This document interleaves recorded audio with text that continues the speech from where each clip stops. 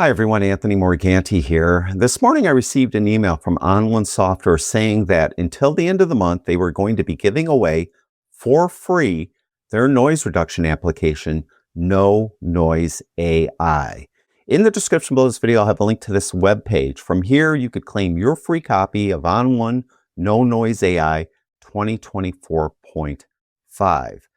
Now, you own it outright. There's no subscription. There's really no strings attached other than you need to claim your free copy by July 31st.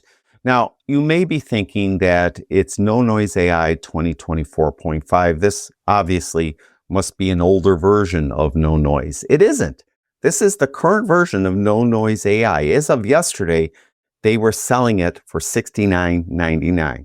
So this is a great opportunity to get some great noise reduction software for free. Again, I'll have a link to this webpage in the description below this video.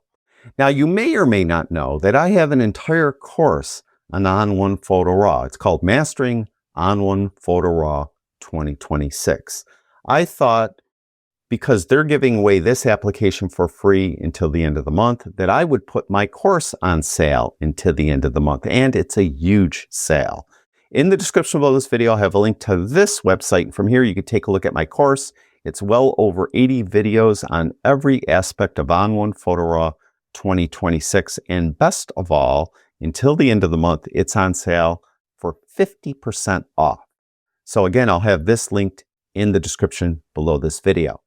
Now, you may be wondering, what are we going to be doing in this video? Well, in this video, I'm going to demonstrate how to use NoNoise AI as a standalone application, as a plugin in Photoshop, and as a plugin in Lightroom Classic. And that's where we're going to start.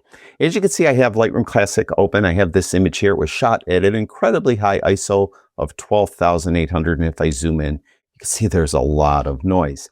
Now, this is an unedited RAW file, and I do recommend that if you're using an external application such as NoNoise AI to remove noise, that you use that application very early in your workflow. That will give you the best edit possible. So I'm going to take this unedited image and immediately remove noise by going up to File, down to Plugin Extras, and then I'll just find NoNoise AI in the list. When I click on that, you'll get this dialog box, and then you have the option to edit a copy with Lightroom settings. So if you did do some Lightroom adjustments, definitely choose this option. The next option is just to edit a copy. This will be a copy of the unedited file that you're going to be sending over. Now, for me, it doesn't matter which one I click. I didn't do any edits at all. So I'll just leave it on that first one. Then for some images, you'll have the opportunity to open the original file. In this case, we don't. Now you have some copy options. I like to keep the RAW format throughout my workflow. So I'm going to use DNG because that's RAW, but you do have the option to use JPEG, TIFF, or Photoshop, which does support layers. Next is color space. Lightroom uses the Adobe RGB color space in the develop module, so I'm going to leave it at that. You do have the option to use the smaller sRGB color space or the largest ProPhoto RGB color space. I'll stay with Adobe RGB. Now, because this is a DNG option that I'm choosing here, I do have the option to use bit depth or 8 or 16. I'll put it at 16. Now, I mention that because if you like JPEG, you won't have that option. So I'm going to keep it at a 16-bit bit depth with a resolution of 300. Just leave it around 300. That will work fine. And then I want it to ask this every time because on a different image, I may not want to use a different setting here. So we'll click OK. And what it will do is it will take this unedited RAW file and it will open it up into NoNoise AI, and it actually does the noise reduction right away. And if I kind of try to zoom or kind of move it around a little bit, I have this center thing. And if I go to the right, you'll notice this is the noisy image. You can see all the noise there. And then if I go to the left, see all that noise is gone. It really does a nice job, and it's super, super easy to use. As a matter of fact, of all the noise reduction applications, this one is probably the easiest to use other than Lightroom's own built-in AI noise reduction, which you just click a checkbox for that. Here, it's pretty easy to use, and it removed the noise. Now, if we go over to the right-hand side, we do have some options. First of all, with this application, not only do you get NoNoise AI, you get TackSharp AI as well. So that's part of the app, and I'll cover that in a moment. But let's just talk about removing noise. So we have NoNoise AI. Then we have the option to choose the model of noise reduction we want to use. By default, it's using 2024 high detail. You do have the option just to use 2024. You may want to use the 2024 non-high detail option on, say, a landscape image that doesn't have a lot of fine detail. But if you're editing feathers and fur, then I recommend using high detail, something like this. You do have the option to use an older model. I don't see any need to do that. So you'll just experiment and see which one of the two works best for the type of images you shoot. And it may vary between camera manufacturers as well, meaning 2024 high detail might not work that great on Canon RAW files, but it works great on Sony RAW files and stuff like that. So you need to experiment.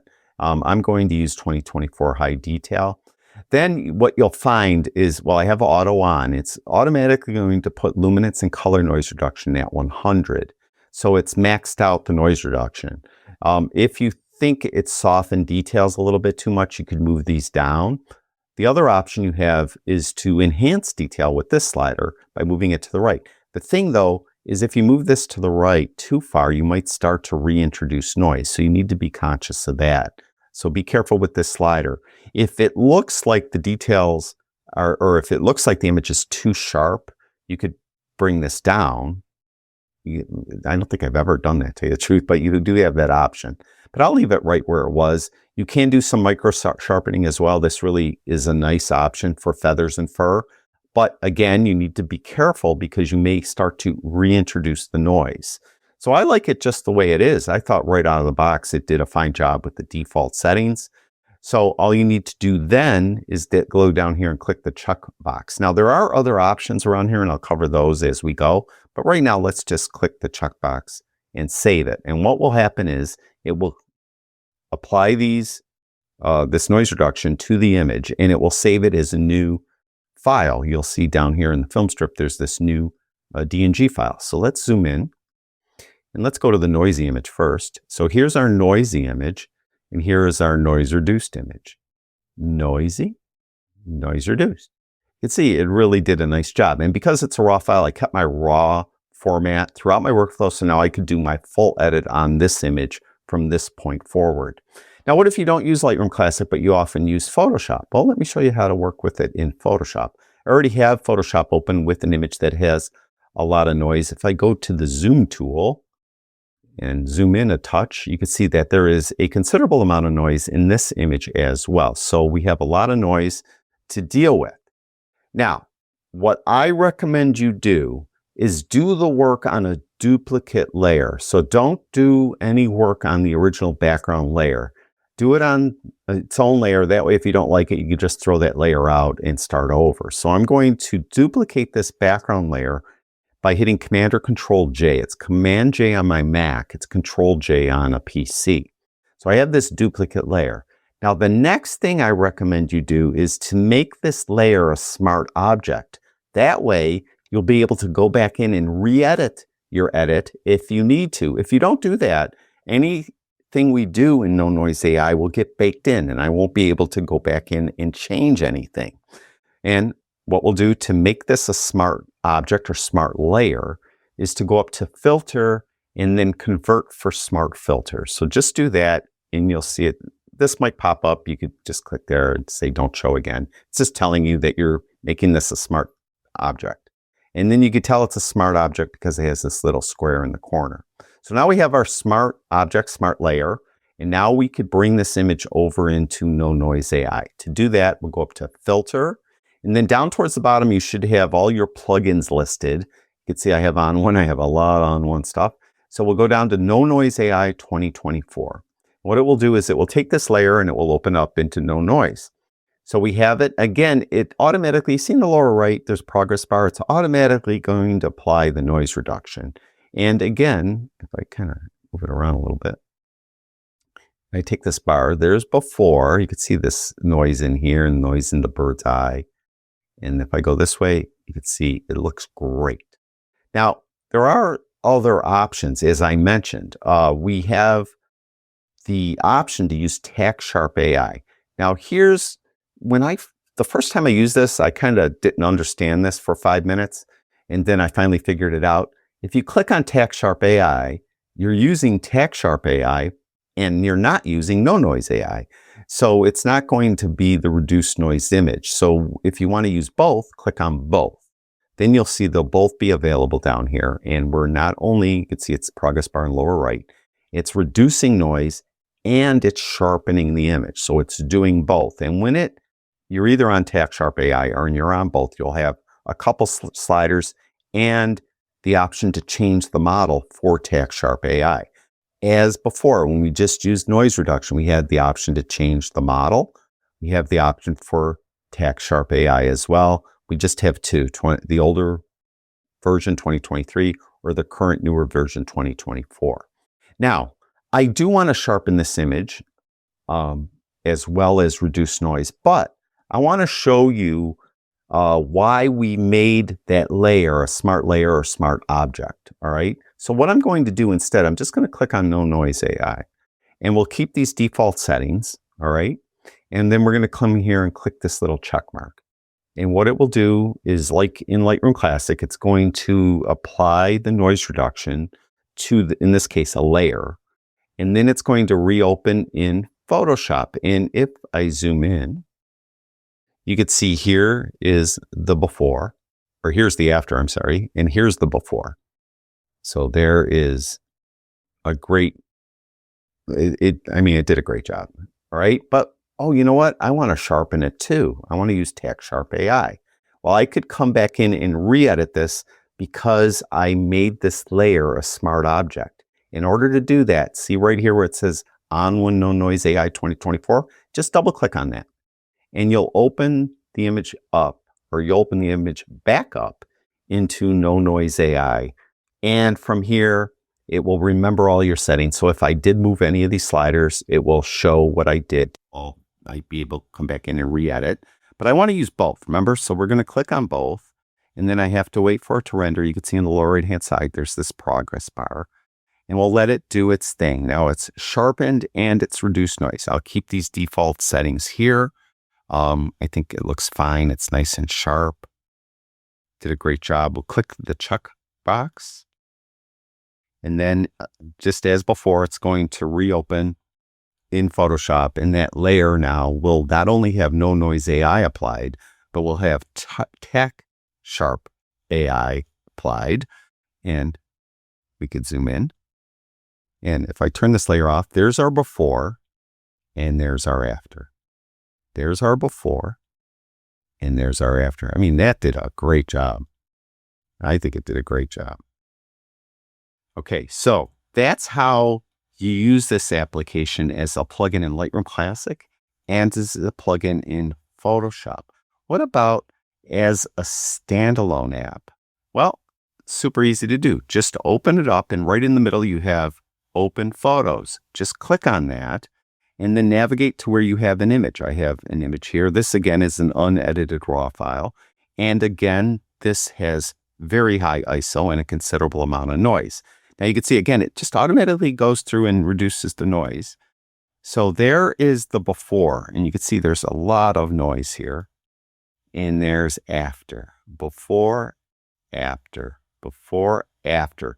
Now, because the last thing I did was both NoNoise AI and Tack Sharp AI, it remembered what I did before, and it has that clicked. If I moved any sliders, it would remember those settings.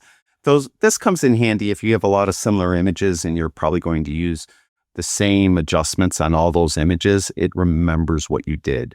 So I think I like it. I think it did a pretty good job. You can see it's nice and sharp. It sharpened up the gorilla nicely. Now, I just want to mention something very quickly before we depart. Over here, we do have like this navigator window where you could move around the image this way. We have levels. Some people like levels. You have just info about the image itself. You could see that this was shot. Does it show ISO here? Yeah, it shows ISO 8000, so very high noise. We have history, so it keeps your history and you can create a snapshot if you want, but don't need to do that usually because it's such an easy application to use. You really don't need to do anything like that. Usually I like to keep it on levels. Over on the left, you'll see some stuff here, but a lot of it's grayed out because this was really part of On1 Photo Raw. And with On1 Photo Raw, you would have options to, crop and use masking and things like that, but you don't need them when you're using it as itself, either as a standalone app or as a plugin in Photoshop or Lightroom. So those are grayed out. You do have the zoom move tool.